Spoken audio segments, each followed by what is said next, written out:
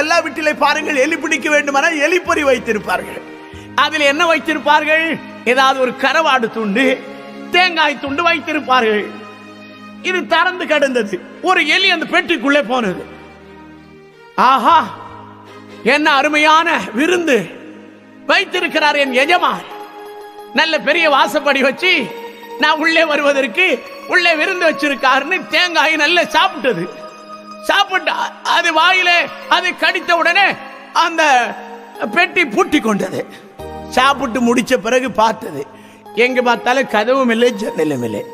அடா முட்டாள் எஜமான், கதவு வைக்கிறதுல ஜன்னல் வைக்கிறதுல.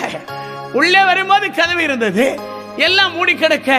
நல்ல விருந்து வச்ச எஜமான் வாசப்படி வைக்க மறந்துட்டானே, ஜன்னல் வைக்க மறந்து விட்டாரே என்று எஜமானை இது சாப்பிட்டு விட்டு எஜமானை திட்டிக் கொண்டிருக்கிறது.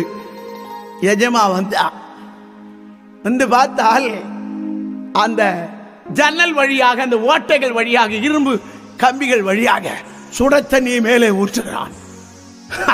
பாவி, விருந்து கொடுத்து இப்படி சாகடிக்கிறானே, அதுதான் சாத்தான்.